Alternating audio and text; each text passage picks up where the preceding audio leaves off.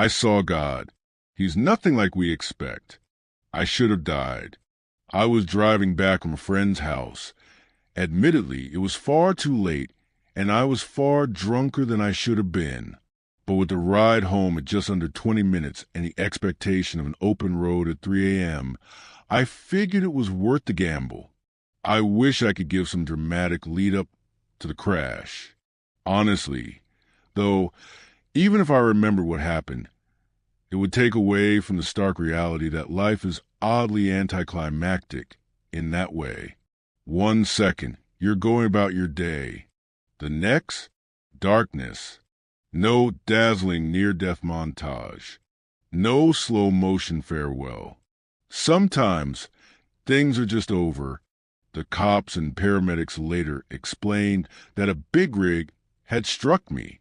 Fortunately, I wasn't at fault, but my drunken haze had surely dulled my reflexes, preventing me from possibly lessening the impact or avoiding it altogether. I still think someone had to be looking out for me at the hospital because I never had DUI charges brought against me. I digress. After the collision, everything immediately went black. I would say I sat in darkness for a while, but it wouldn't be accurate.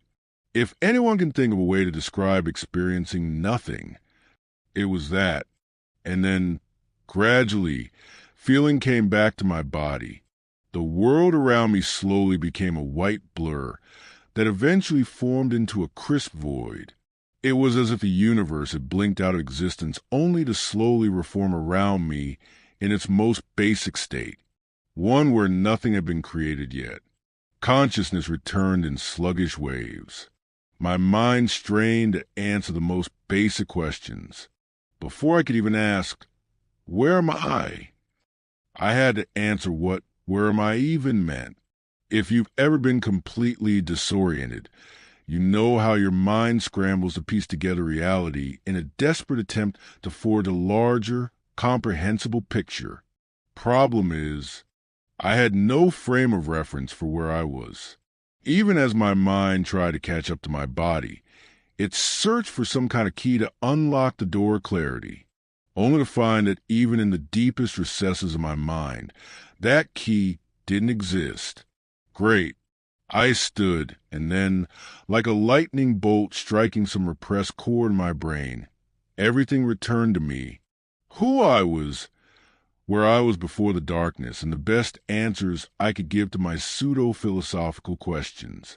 For a moment, it was painful, so much so that it briefly sent me back down to my knees, not just because of the shock of the moment, but because I knew something about this place was still in there. The void was warm. My previous drunkenness had gone, and I could breathe better than I ever could before. The air tasted sweet and smelled of apples. Odd. All I could see was white. No external sound was present. Testing this, I yelled, but the sound simply vanished. No echo. My first thought was maybe I was in a dream, but using the tried and true method of trying to lightly injure myself, I found that it wasn't the case. My clothes made it to where I was, but my car keys and phone didn't. With no means of communicating with anyone, the best thing I could think to do was walk. And so I did. For how long? I couldn't even begin to tell you. The walk might have been one of the most disorientating parts of my adventure. One moment, it would feel like I had been walking for days. The next, I'd swear I had only been walking for a few minutes. The whole time, I never got tired or felt the need to eat or drink. My perception of direction worked. What felt like walking in a straight line would suddenly morph into the unsettling suspicion of endless circles or random turns. There were no landmarks to offer reassurance, just a persistent, illogical sensation of constant motion leading to nowhere. I had to stop momentarily, because I could feel my brain breaking. Looking back into white expanse, I caught a glimpse of someone mirroring my build and face, but dressed in clothes I'd never seen. I shouted for the other me and dashed over, only for the figure to vanish instantly, leaving behind a surge of alien memories. Memories of experiences I apparently had but swore I'd never lived. What the fuck was this? That was the moment I considered that I had to be in some sort of hell, trapped forever in a silent void, doomed to go insane, surrounded by mirages and false memories. I slumped back into the nothingness, hopeful that even though I didn't need it, maybe I could try to sleep and wake up in a better place. At least one with people, sounds, something. I closed my eyes and attempted to drift off into sleep. It was maybe 5 minutes of relentless dark before a sound pierced the silence. A whisper, a genuine murmur in this soundless realm. The words were indistinguishable, but I didn't care. I jolted upright, straining to hear. It persisted. I ran toward the sound, using it as a radar to find its source. The louder it became, the more desperate I was to head in its direction. Countless minutes, hours, and likely days went by. My sole goal was to follow this one link back to humanity until I found them. The whisper stopped. It was silent again. The silence gave way to a disquieting scene. A vast sea of people extending infinitely into the void, some dressed in gray robes, others wearing everyday clothes. Each was separated by about 6 to 10 feet. Every single person knelt in deep prayer. My gaze drifted upwards, mirroring the people down here. I noted countless dark lines etched against the white expanse. But my attention was soon stolen by something far more significant. Beyond the kneeling masses, a colossal form materialized on the horizon. At first, I didn't know what to make of it, but the more I walked toward it, the more I understood. It sat there. I'd estimate it was many, many times the size of the largest object humanity has ever built. It resembled a gargantuan brain, its silver surface slick with viscous, translucent green slime, like a creature suspended within a gelatinous shroud. Elongated frontal lobes tapered into sharp, unsettling points.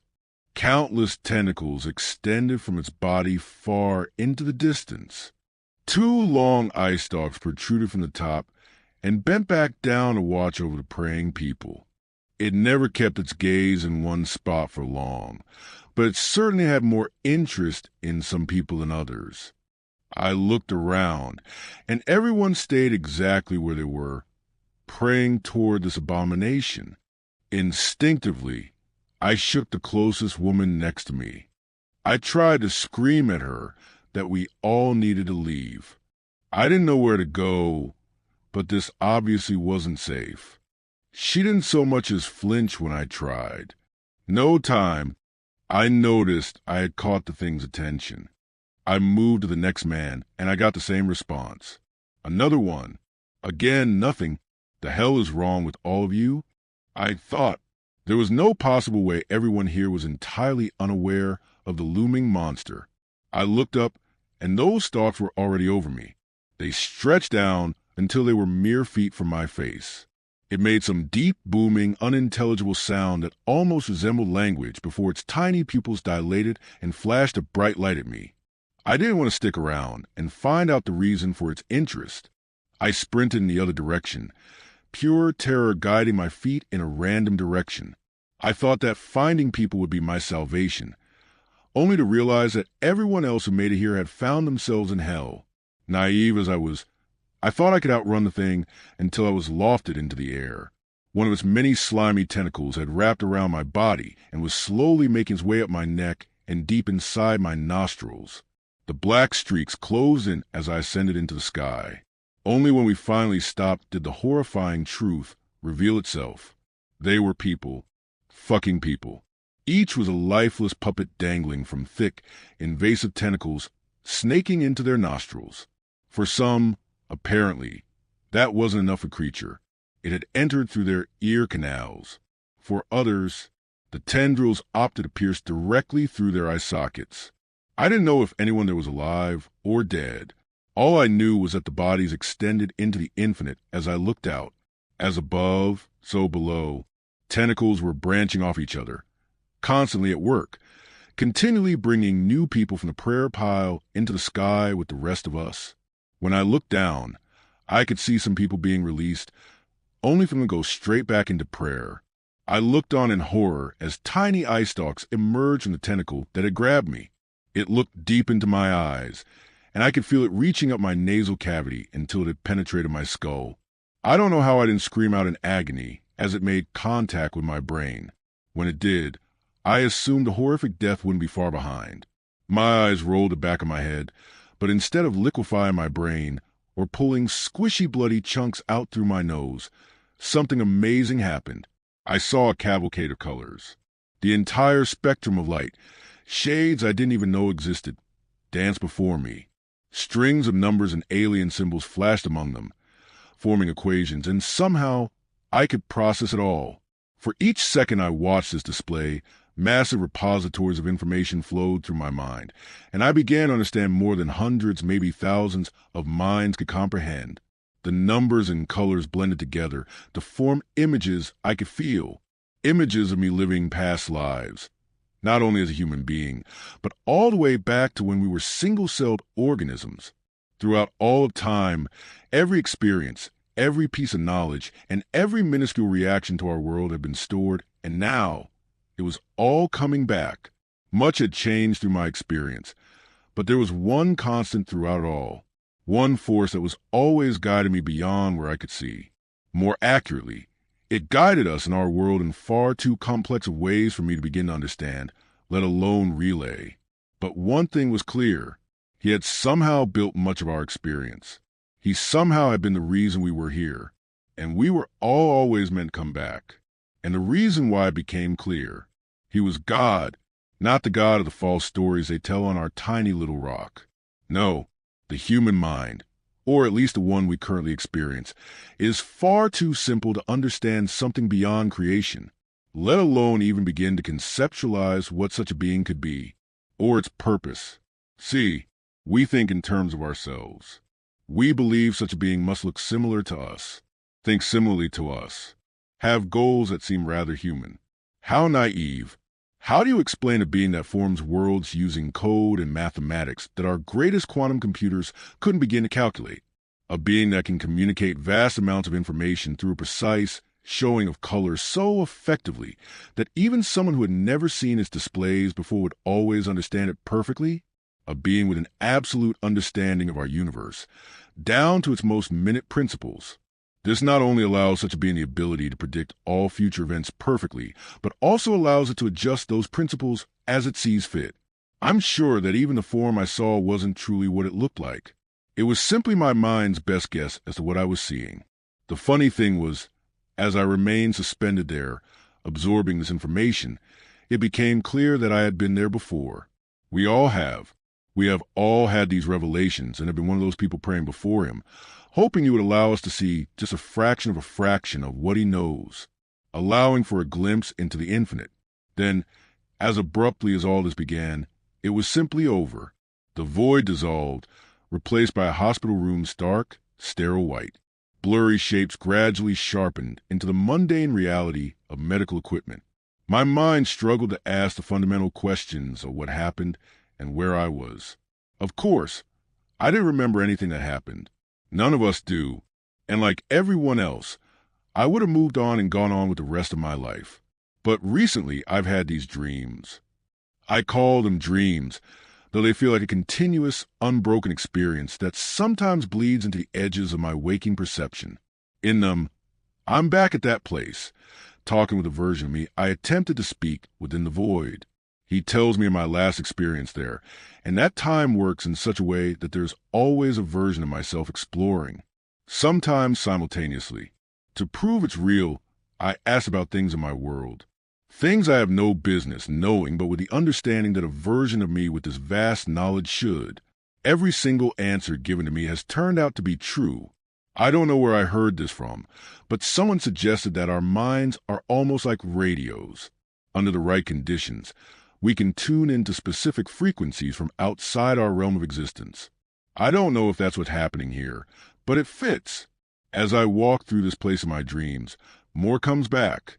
Sometimes I lose other pieces, and I'm sure there are events I don't recognize now that will return later.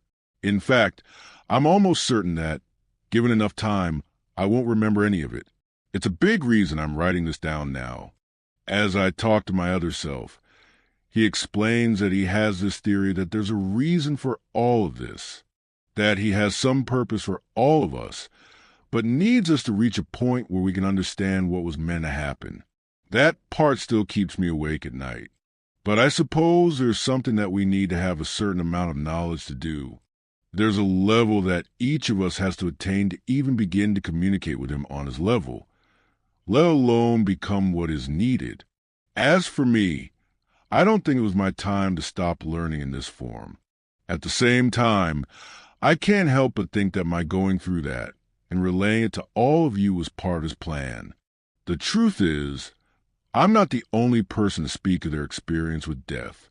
Maybe we need all those people to talk about their experiences to really get an understanding of what we're dealing with. Just a hypothesis.